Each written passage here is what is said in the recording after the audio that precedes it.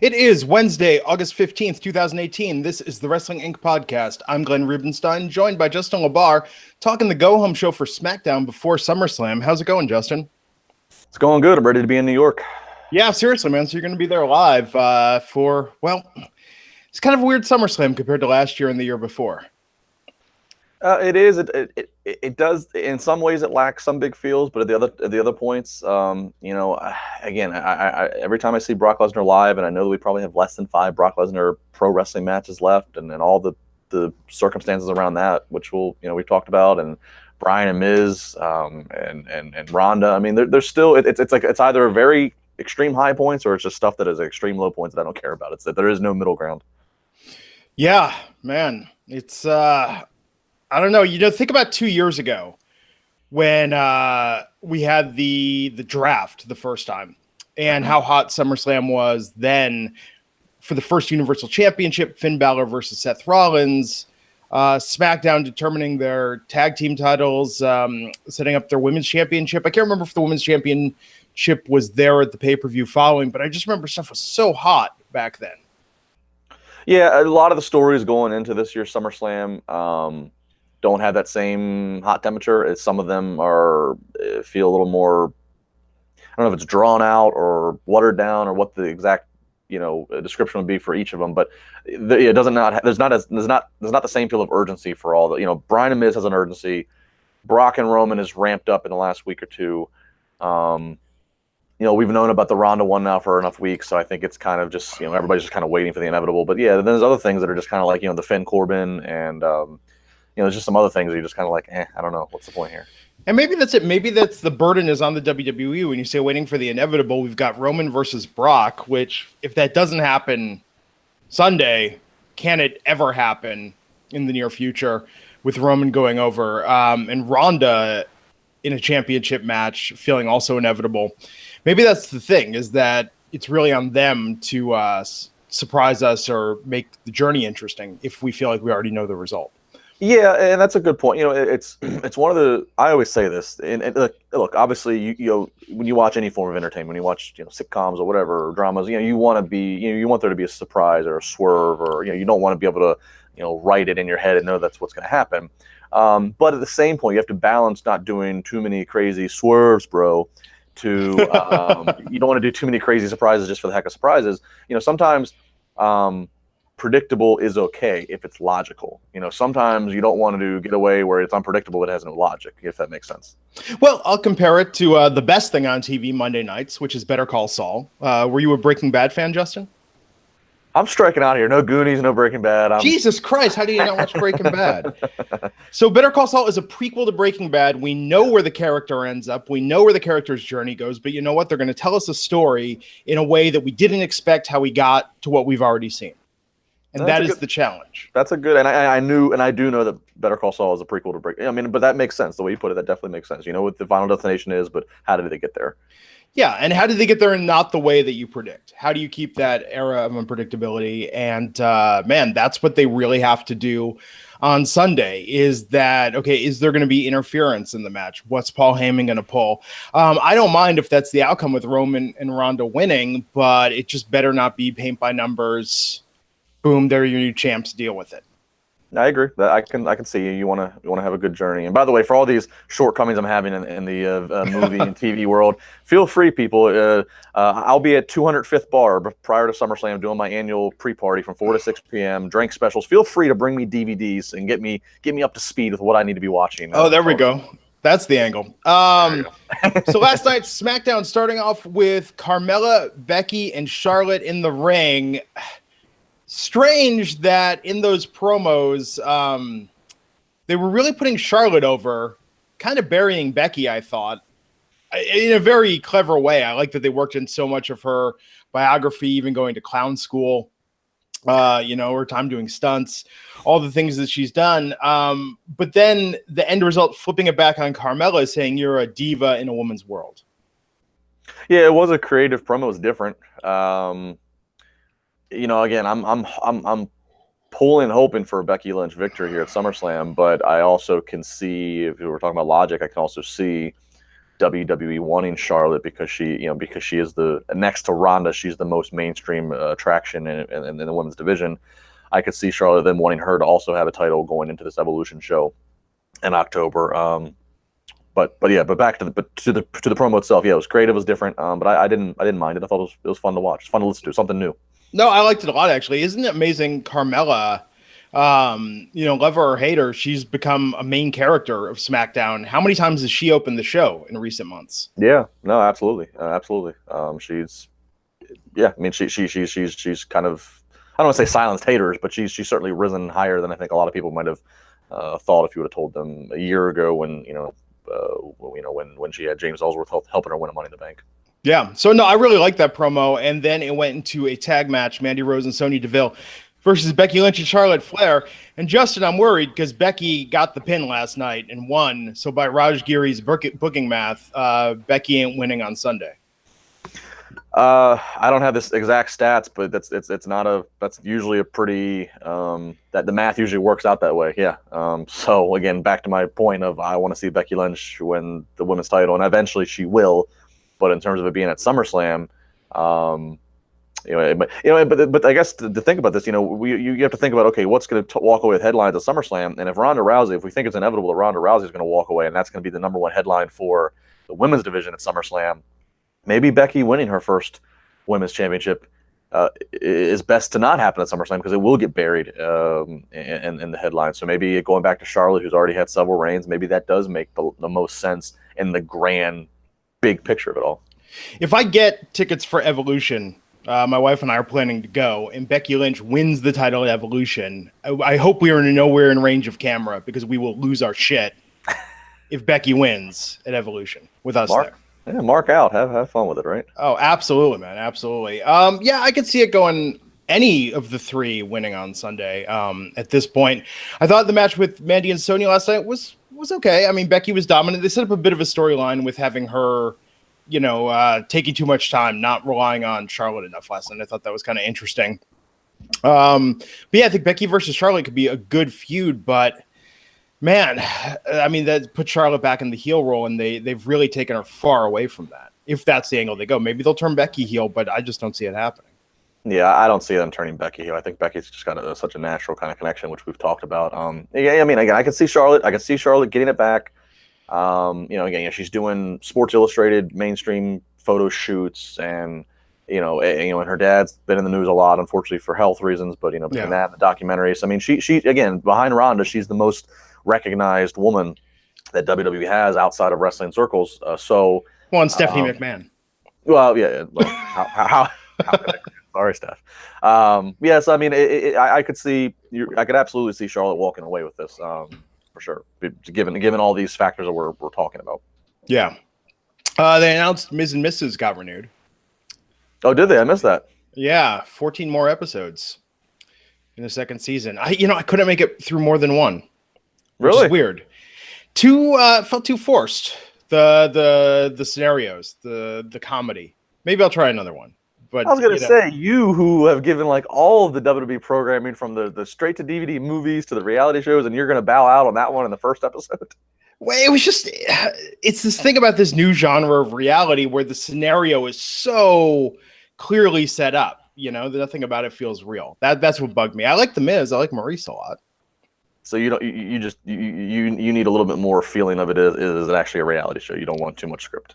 Yeah, because I think the reality is probably pretty interesting, right? And speaking of which, they leaned heavily on the reality last night, and their 3-part look back on Daniel Bryan versus The Miz. Did you notice in that first part when they're showing The Miz's clips and talking about, he was on the most popular reality show of all time with The Real World, and they very quickly show him just going, "I'm The Miz," and that was it, because he was such a goof in that first season.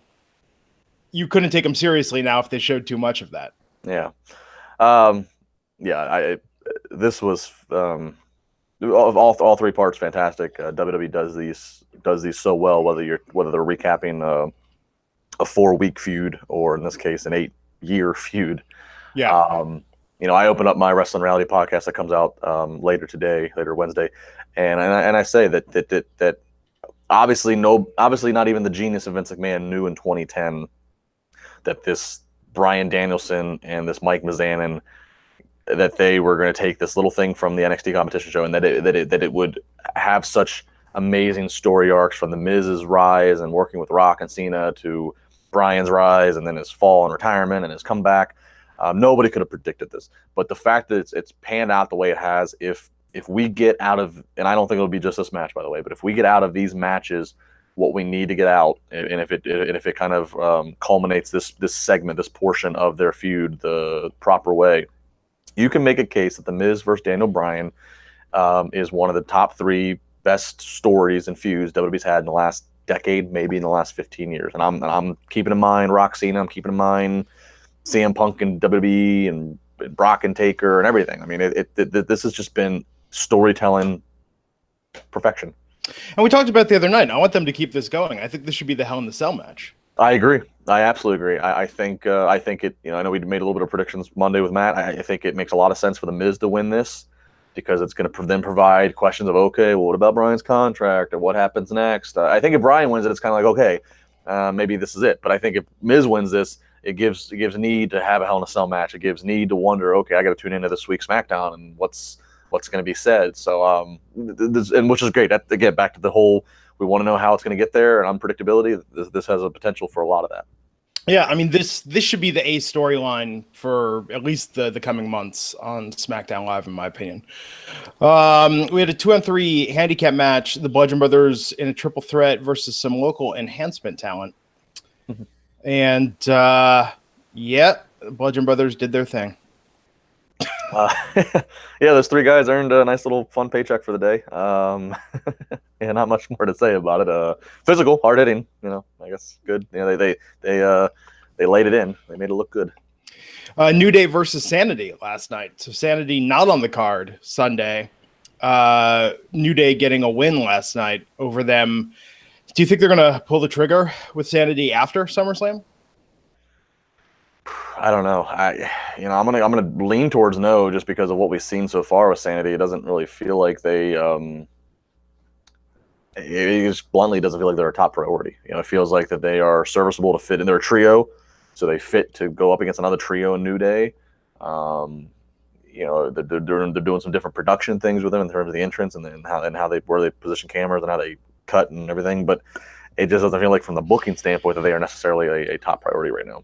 Yeah, and with Killian Dane, when I said I was fixated on his weird shoulder hair, that didn't mean put the guy in a singlet. He looks like a Bull Dempsey now, I don't know this for sure. I'm just purely speculating, but I wouldn't be shocked if it's one of those things where, while many fans found his physique or his look or his hair as something that made him stand out, and that was something for him to own. I wouldn't be shocked, just speculating here, that if Vince he looks disgusting, cover him up. I mean, I'm just saying this. Yeah. Oh man, Sanity could really be something, but you can't. How do you have Sanity on the same show as the Bludgeon Brothers, as some of these other teams, without it? Just, I don't know. There's no internal logic as to what's going on in this division here. Because I think everyone needs to be a character at that level, Yeah. No, the tag division across the board, and that's not just on Tuesdays. It goes to Monday too. The tag division is very head scratcher right now. I feel like they almost should divide it up and put the Ascension, Authors of Pain, Sanity, Bludgeon Brothers, put them on one brand, and then have the Athletic tag teams on another brand. I mean, if one show, if SmackDown was still on Sci-Fi, I think that probably would be happening. No, I know what you mean. I know, just put all the casting the same kind of genre of guys on one. I mean, but yeah, I don't know. I know what you mean, though. It is kind of weird when you have some of these, when you have too many deranged, Sanity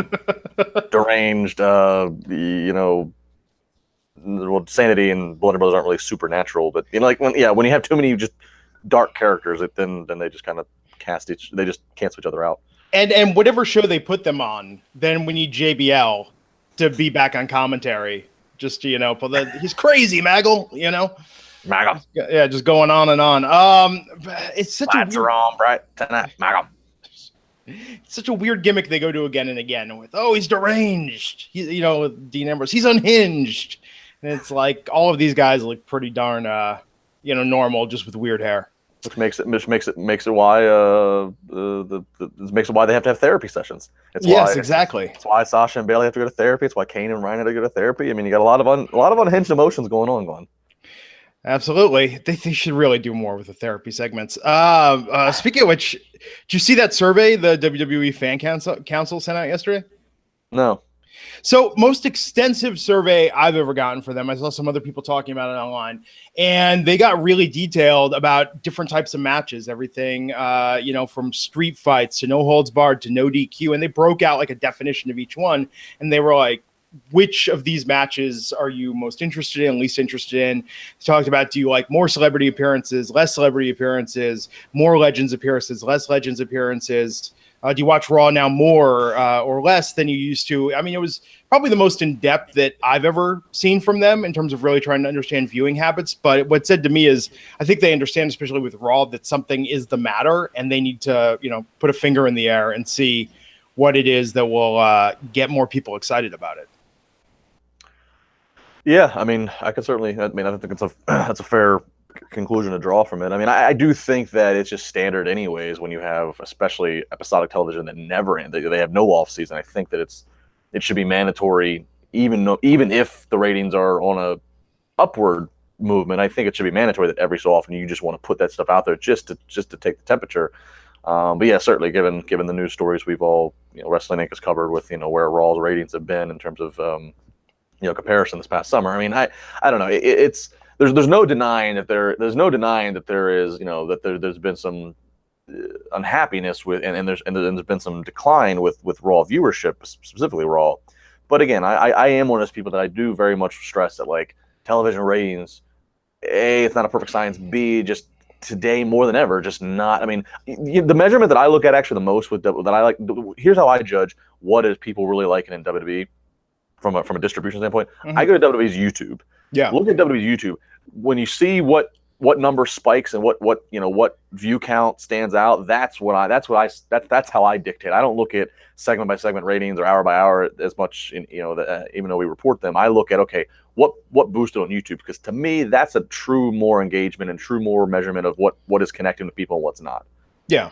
No, that makes sense. I mean, for me, it was just cathartic to have the opinion to be like, I am not interested at all in triple threat matches. I'm not interested at all in 2-on-1 handicap matches. Just all these things they do again and again and again. If there could have been a thing where, if I could have just voiced my disdain for the DQ finish, I would have. But yeah, or you could have talked about Killian Dane's hair and some of this that have. They did have a thing. Check who you think the most 10 biggest superstars in the WWE were, and Killian Dane's back hair, I think, is definitely top 10, if not top 5.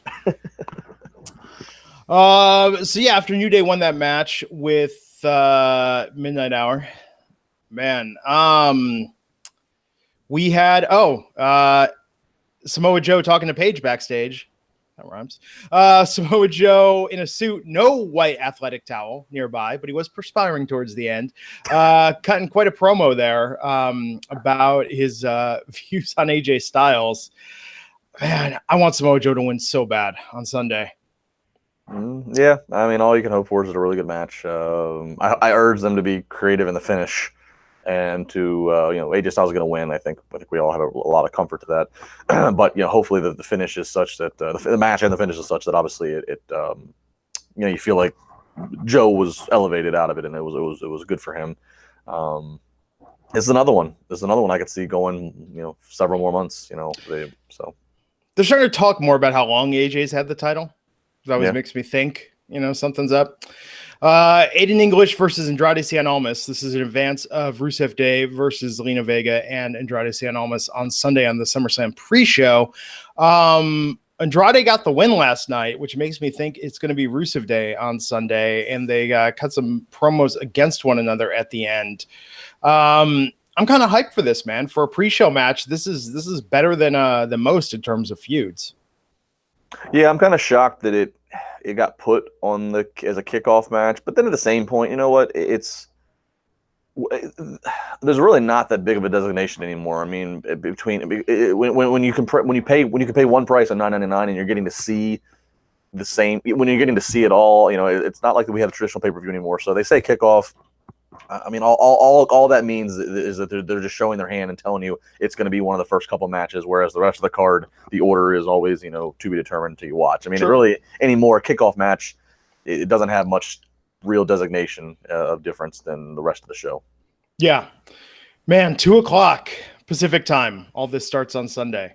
So you're going to be there. You're going to be at Barclays, 5 p.m. Eastern. Well, before that, you've got your stuff going on. Yeah, my stuff going on, and I'm in a luxury suite, so we actually have a private entrance to walk in the back, so I don't have to fight the line. So I probably won't. I'll probably miss some of the pre-show matches. I'm hoping that this one, Rusev Day, is the last one, so I can try to see that one because that's the one I care about the most out of the three. But yeah, I think it was last year. Yeah, it was last year that they put the Hardys out there, and they're having people having trouble getting in the building because of the lines and the security and everything. So I'll be curious to see at what time they put the first match out there and don't run into that same problem of having a half empty house. You're not going to get there early and then go down during the pre-show and just awkwardly sort of lumber around behind Corey Graves and Booker and Pete Rosenberg, just standing in the background of the pre-show shot. I thought about it, but I think I'll spare myself. Be one of the guys that just starts chanting Rusev Day. I mean, if Raj wants to add a bonus, I'll gladly head to toe be in Wrestling Inc. gear and stand behind and just awkwardly stare. Does that ever do anything?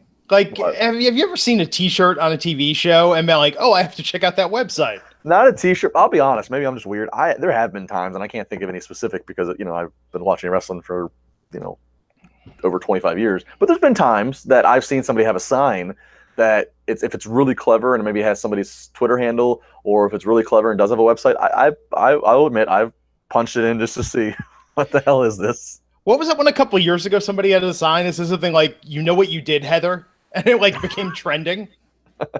What did Heather do? Right.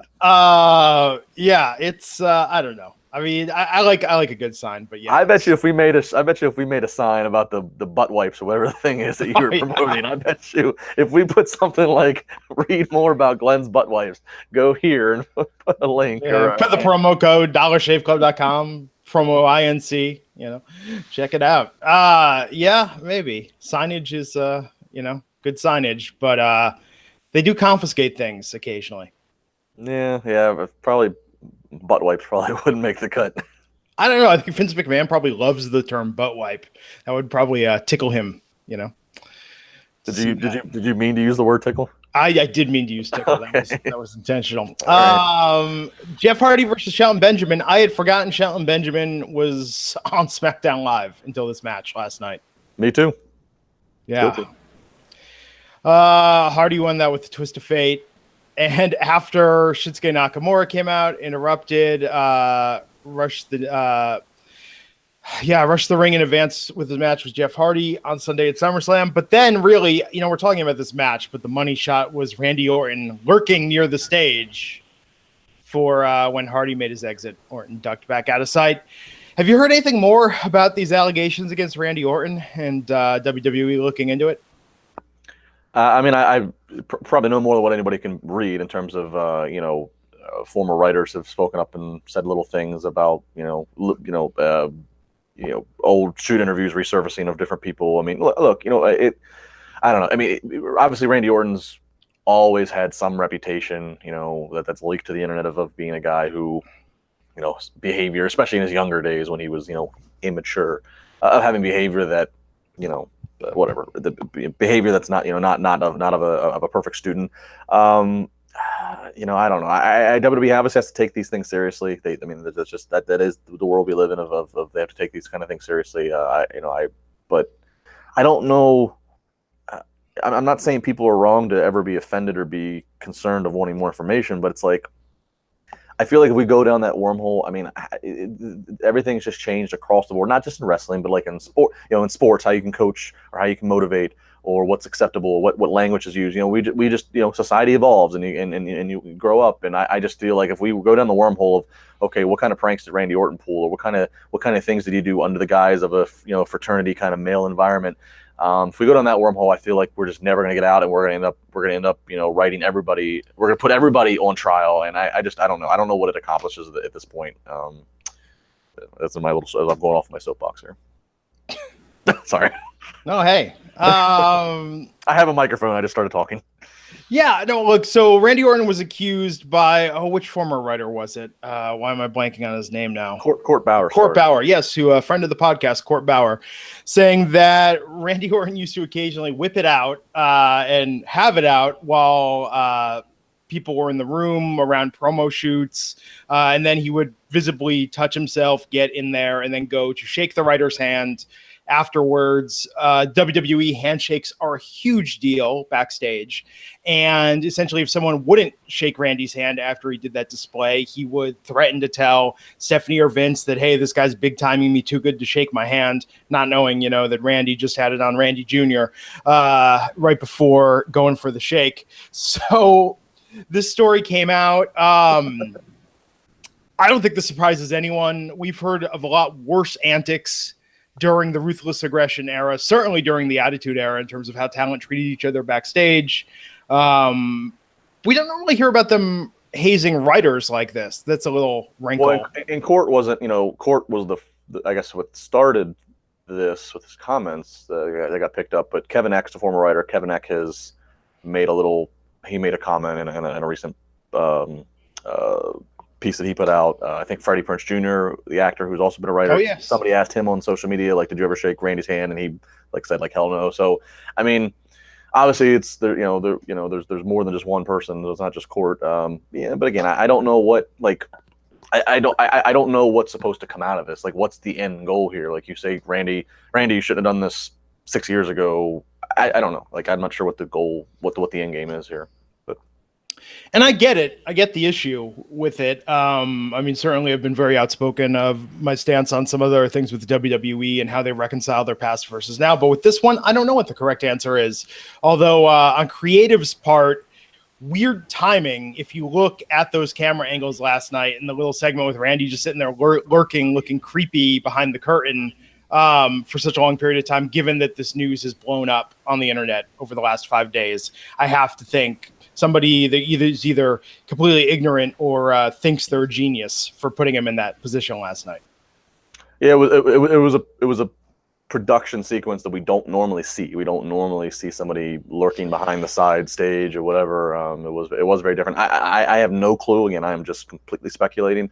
I wouldn't be shocked though if maybe the original plan going into this week's SmackDown was for Randy to come in, do a run-in, or have maybe more of a visible presence, and that maybe they did, because this stuff is so hot right now on the headlines, and maybe they said, okay, let's just keep your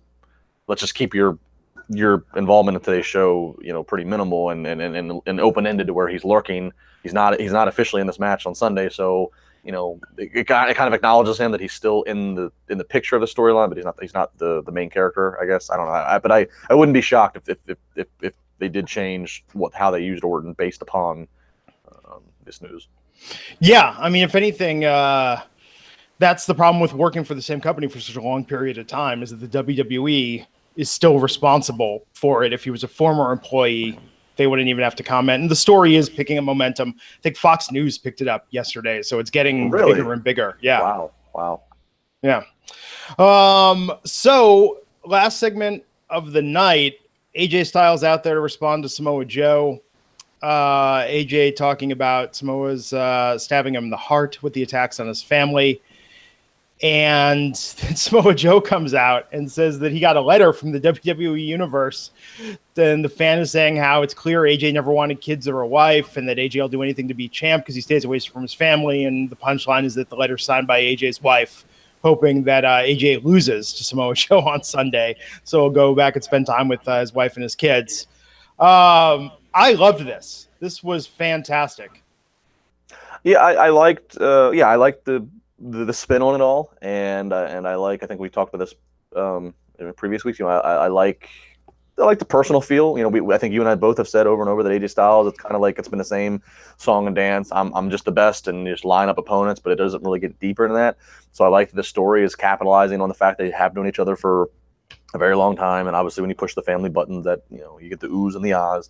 I don't And I obviously get putting this last. I mean, I understand that, like, okay, it's a title match. It's your champion on the show, so you put this as the last thing you see before SummerSlam. But it did feel like a little bit of an anticlimactic ending to SmackDown. And You thought so? Just the way I don't know. But I guess I'm not saying this is always right, but I like it when, like, the final go home shows end with, like, what did Jim Ross used to say? The Donnybrooks. I like it when it kind of ends in, like, high energy chaos, like, you know, chaos, guys, we're out of time, we're off the air, see you Sunday. Like, I like it when it goes off the air and there's still chaos going on. But I felt like it was just kind of like, okay, we'll see you Sunday. Yeah. Well, compared to Monday, I thought Monday gave us that on Raw. Yeah. This set up the real personal stakes. In fact, you know what this reminds me of? This feud reminds me of kind of like a main roster version of Gargano versus Ciampa. Fair comparison. Yeah. They've hit a lot of the same beats, right? Yeah, they have. Yeah, absolutely. You know, so we'll see. We'll see if AJ's wife makes a run-in on Sunday. It could happen. Man, so are you looking forward to SummerSlam? You're going to be there. I parts of it, I am. You know, I am. I am. Again, like I said on the top of the show, I look forward to watching Brock live. I look forward to Miz and Bryan. I look forward to Ronda Rousey. I look forward to the Elias segment. There's some high points that I am looking forward to. Then it's kind of like I'm either going to make sure that I am, you know, focused, watching, paying attention from start to finish those select segments and matches I just said, or there's going to be other ones that off your ass from start to finish. There'll be other ones that I'm just going to, you know, it's just, it's extreme. It is two extremes. I don't really have any middle ground at this point. So in those luxury boxes, does the food come with the box? Or do you have to, like, order and pay for that separate, or they just keep putting stuff in there? So this gimmick I've done the last couple of years, I've been in the luxury suite. It's courtesy of my wonderful sponsor, Ticket King. So we actually, we sell to a discount where you can either purchase the suite for just SummerSlam, or you can purchase the whole weekend of for a discounted rate of NXT, SummerSlam, Raw, and on select nights we do the food and alcohol. Some nights are different. SummerSlam will go all out, but it's select nights of how the company wants to do it, of what you get. But it really is. I mean, again, a nice entrance to get up there. You got a great view. We're dead center to the ring. You don't have to wait in long lines for bathroom or food, and if I always urge people seriously that if they're making the monetary investment to go to the event, I urge them. I say, unless you got ringside seats and that's what you want to be, I always put this over. I think we have 3 suites because the first 2 sold out so much the demand was there. Because it really every year, and we see some of the same people come back because they found that this is the way to go. Like, it's just a phenomenal viewing experience. And again, I give big thanks to ticketkingonline.com. Yeah, if you're not ringside, I think the box suite is pretty good. I've definitely been in those before. But yeah, I think, man, even a bad show goes by pretty easily when it's, you know, they just keep the beer flowing, the food coming in, you know, definitely keeps you entertained. I don't know, man. And the suite has couches, so you can always just well, there you go. If you need to. Nap. Man, compared to TakeOver Brooklyn, SummerSlam just seems so, I don't know, padded maybe is the word. I don't feel like, TakeOvers never really have a lot of filler, but SummerSlam I feel like has a lot of filler. Well, yeah, takeovers that are down to, you know, they don't go past 2.5 hours. This is going to be 2.5 hours is going to be just the kickoff show. Yeah, seriously. The kickoff show almost as long as TakeOver itself. That is an interesting thing to think about. So Wrestling Inc., we're going to have a show after TakeOver on Saturday. We're going to have a show after SummerSlam on Sunday. And of course, we'll be back for the Raw after SummerSlam Monday night. And I think it's going to be me, Raj, and Matt Morgan for all 3 nights in a row. So that'll be pretty cool. And 1000th episode of SmackDown was announced. Tickets are going on sale soon. What do you think they're going to do for SmackDown 1000? Well, it looks like we're going to see Taker. They are advertising The Undertaker. Not that means anything, like, in a storyline perspective. It could simply just be, again, much like Raw 25 was. Yeah. You know, and I was there in the Manhattan Center, and I will say it was cool to be in that environment. It was cool to see Taker, but I will admit that, like, when the promo and segment was over, I was kind of like, well, what the hell was that? Yeah, seriously. I wonder if it will get the same kind of thing of just kind of an open-ended yada yada yada about darkness and not resting in peace. Yeah, seriously. Happy birthday, SmackDown. But yeah, Taker's going to be there. I'm sure they will try to pull as many names from the past. Obviously The Rock is synonymous with SmackDown. Whether or not they can pull that off or not, his schedule, who knows. But I'm looking forward to it. I was at Raw 1000 in St. Louis years ago, and they did a great job with that show. Obviously Raw always takes a little bit more precedent than SmackDown. I think that's just kind of like the unspoken thing. But I expect a very entertaining SmackDown show for 1,000. I hope they put all their efforts into it. I think with the Fox deal, I think now especially SmackDown 1000 is going to be great point. Something else. So that'd be cool. Yeah, great point. Yeah. So what match are you looking forward to most at SummerSlam? Probably for the lack of being able to predict it, I'd say Miz and Bryan. Because I think Reigns is probably going to win. I think Ronda's going to win. I don't have too much reservation about that. But I think Bryan and Miz, because there's just so much uncertainty around a lot of things. I think that that's the one that and that's like the one that again that we wanted to see, and we saw them doing stuff on Talking Smack, but thought we never would because Bryan was medically disqualified, and now we're going to get it. I think for all those factors, I'd probably say Miz and Bryan is the match I'm most looking forward to, like bell to bell. Spectacle wise, I'm looking forward to seeing right after the second bell, the ending bell of Lesnar and Reigns. I want to see what chaos ensues. I want to see what the crowd's doing. I want to see is it bloody? What's the carnage? So I want to see the aftermath of Brock and Roman, but I want to see bell to bell Miz versus Bryan. Yeah, I'm looking forward a lot to AJ versus Joe, Miz versus Bryan. Actually, a lot of the SmackDown ones, Carmella, Becky Lynch, and Charlotte Flair, I think is going to be great. Even Rusev Day and Andrade St. Almas and Zelina Vega, that on the kickoff show. And then Alexa versus Ronda, that'll be cool. Brock versus Roman will.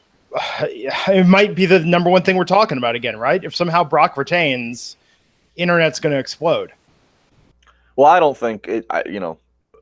Since I won't be on the post with you guys, I don't think Brock is leaving New York as champion. I think if he beats Roman Reigns at SummerSlam, I just don't see him leaving Raw as champion. And I don't see Braun Strowman dropping his briefcase to Kevin Owens. So put 2 and 2 together there.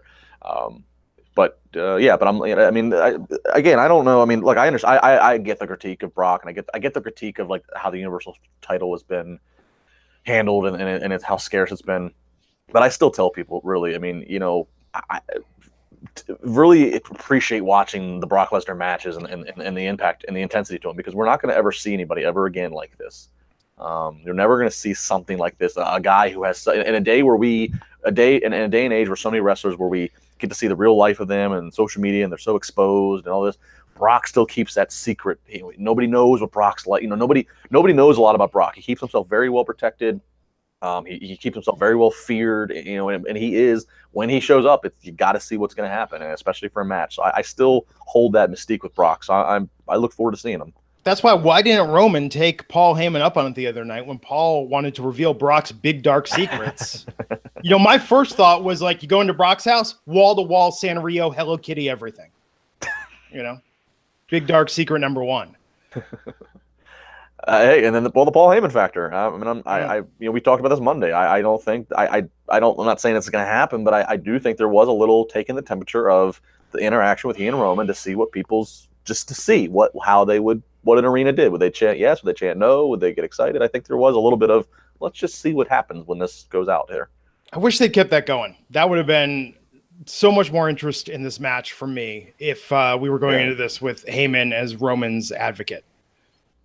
Well, I don't know if it'd be more interesting him going in as Roman's advocate, but if they left the cliffhanger of like, if when Roman had that stunned look after Paul spoke to him in Samoan, if they would have left it there, if they would have left it there and kind of like left us with the feeling of like Roman was like kind of like pondering, that would have been the cliffhanger I wanted. I would want to see, okay, they just left us a little bit of an opening here. That would have been much more interesting versus the immediate turn pepper spray. So let's say Roman wins on Sunday, as we predict he's going to. What promo does he come out Monday and give, and how many seconds does he get into it before he says the words "believe that"? I'll say he's inside of 60 seconds. It says "believe that" because the 55 seconds that'll lead up to that will be him saying, "I told you I'm better than this guy. This guy doesn't want to show up for work. I did it, but fulfill." And then I think Brock Lesnar comes out and he wants a rematch. He's enacting his rematch clause. Rematch. Roman still somehow wins, and here comes Braun Strowman. We should get that, man. That should happen Monday night on Raw. That would be electric. That's what I mean. That's what I'm saying for Yeah. Monday. Yeah. I hope that's the case. I mean, that's almost too good. I could see them coming up with that idea and be like, "This is money," and then Vince being like, "Yeah, but let's not blow our wad too quick. Let's save something. We got weeks to put on a programming here." Well, I mean, in a way, they don't have weeks. I mean, this is Monday's Brock's last appearance for an unknown amount of time. So they don't. It's not like they have it's not like with WrestleMania or with Saudi Arabia where they knew they still had him for the next 4 months, but they don't. He's going away. He's going to a different sport for time being. So you have to lacrosse. Brock's going to play lacrosse. You have to separate the title from him, and you have to separate Paul Heyman from him. Yeah. Brock Lesnar should pull that. Remember back, probably a little before your time, but Bo Jackson, that was a big deal in the early 90s. Like, he plays football, he plays baseball. It was like Michael Jordan plays basketball, plays baseball. I want Brock Lesnar to do everything. He should go for every sport. And lacrosse was your pick? Lacrosse was my first pick. But no, I think he should be out playing for a minor league team, maybe as designated hitter. He should be, go back to football. I mean, he should do it all. Let him be a dominant bowler. I want to see him. Oh, there you go. Bowling, hey, that arm strength, it counts for something. Cool, man. Well, I think that just about wraps it up for today. What do you want to plug before we take this home here? I already got the plug. Again, hope to see everybody in Brooklyn Sunday, 4 to 6, 205th. Tons of drink specials, Q&A, DJ, music. Be a lot of fun. So look forward to seeing everybody. Cool, man. I'm Glenn Rubenstein. You can find me on Twitter at Glenn Rubenstein. And here's why you should follow me on Twitter. I'm going to be live tweeting along with NXT TakeOver. I'm going to be live tweeting along with SummerSlam and the Monday Night Raw following SummerSlam. I'm telling you like these snarky comments, stay tuned to my Twitter account. There's going to be a lot more of them. And of course, myself, Mr. Raj Giri, Mr. Matt Morgan, back here on the Wrestling Inc. podcast, Saturday night after TakeOver, Sunday night after SummerSlam, and Monday night after Monday Night Raw. Until next time, folks, I'm Glenn Rubenstein, and we will see you back here on the Wrestling Inc. podcast. Take care.